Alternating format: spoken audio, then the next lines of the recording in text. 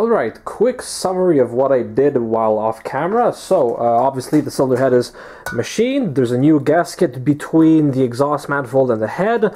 All new mounting hardware, so new studs, new nuts, new washers, so that's all new.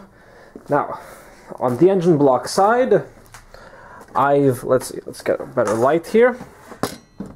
I've cleaned out the surface. I've also cleaned out the pistons as best as I could. I flushed out the block with distilled water and let it run out the tap just to get out any of the stuff that any of the crap that fell in while I was washing it. And I re-oiled the cylinder bores by, well, these two since they were open. I re-oiled them with a lint-free cloth that was lightly oiled, just to, make sure that everything slides around smoothly. So now, I also cleaned the guide rails and re-oiled them, so everything's ready to be start to be put back together. Just a quick note on how to clean and how much to clean the block surface. I cleaned it with kitchen scrub pads, WD-40, and a scraping tool. Just scrub away until the surface looks nearly perfect. If you want to, you can also clean the pistons. The scrub pads and WD-40 do a great job at that too. Now, given that the new gasket is made from a composite, you don't need to have the surface perfectly clean. Nor do you need to have the block surface machined, unless you suspect, of course, that it might have been warped. But that's way out of the scope of this video. A good rule of thumb is to use your fingers and nails over any dark spots that were left behind from the old gasket. If you can feel the spot, you need to clean it some more. If the surface feels perfectly smooth, then don't worry about the tiny dark specks. Make sure both your dowel pins are in the block and fit the new head gasket. When dropping the head back on the block, if you have an engine lift, then good on you. Otherwise, it turns out cylinder heads are pretty heavy. The best way to position the head and not risk dropping it and possibly damaging the guide rails is to hover over from the front and rest your right elbow on the oil filter cap. Carefully guide the guide rails through and make sure the head sits squarely on both dowel pins. I decided to cut off the two brackets on the secondary air injection valve. That one bracket that also holds the dipstick tube is plenty enough to keep it stable. I should have done it with an angle grinder while the head was off. Oh well, I just did it with some bolt cutters here. Now, magically change your camera's white balance, get all your new cylinder head bolts, and lightly oil both the threads and the mating surfaces. Then, drop one into each bolt hole. If you bought the kit like I did, there will be 4 spare bolts, because it's the same kit as for the M111 engine. Now, I'll just quickly run down all the bolts by hand until I start feeling some resistance. I'm doing this so I don't have to swing a ratchet around for 12 years. Don't worry, I'm putting up the torquing procedure in a second. See, here it is. There's both the sequence and the torquing stages for the main head bolts. The first thing that I did was just snug all the bolts down with my ratchet, just until I could feel them start building torque. I've only got one of those cheapo needle-style torque wrenches, no fancy clicking or beeping or ratcheting for me. Once that's done, start by torquing the bolts down in sequence. The next stage involves giving each bolt another 90 degrees of rotation. The final stage has you repeat that again. I don't know if there are any real tools to measure angle torque, there probably is, and I certainly don't have it, so I just eyeballed it. Honestly, 90 degrees isn't difficult to eyeball.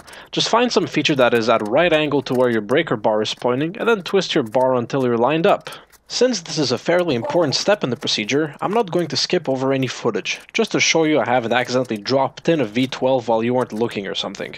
Anyway, I'll take this time to educate you on why you shouldn't retorque cylinder head bolts that are torqued to yield. That's a point I'll reiterate later again. But anyway, in summary, once you reach a bolt's yield strength, the bolt itself cannot possibly clamp down with any more force. You've reached the material's yield strength, so turning the bolt down some more will only stretch it and therefore weaken it. The cool thing is, torquing a bolt to yield effectively removes the measured torque component from the amount of pressure the bolt is putting down. What this means is once all your bolts are torqued to yield, the only components that matter for determining how much pressure they are putting down are the physical dimensions of the bolt and the material they are built from. Thus, providing all the bolts are built in the exact same way, they are all putting down the exact same pressure, even if you don't quite eyeball that 90 degrees just right. Cool, isn't it? And also why you shouldn't retorque the bolts, because you'll only stretch them, and you won't squeeze the cylinder head down any harder. If you don't believe me, well, just hold that thought for a second.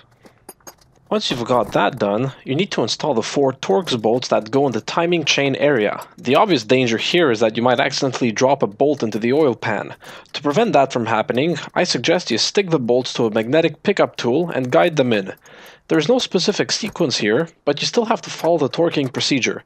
Omit to follow it, and I would literally find you and slap you. And the cylinder head is reinstalled. So, let's take a look at this. The tightening procedure is as follows. The sequence is this one, so this is the intake side and exhaust. So you have 1, 2, 3, 4, 5, 6, 7, 8, and then 9, 10.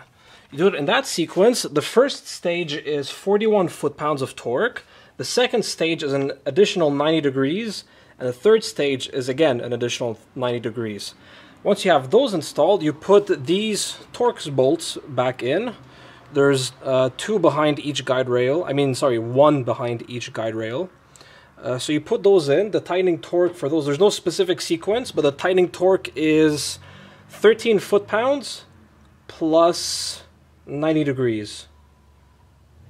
Yeah, that's it. Okay, so now let's take a look at some... Oh yeah, before you wonder what the hell I was cutting with bolt cutters, I was removing this part of the bracket.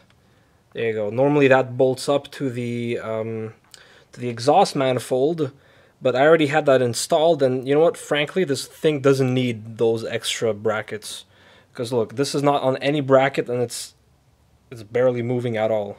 So just one bracket's plenty enough. It's going to make reinstalling a heck of a lot easier.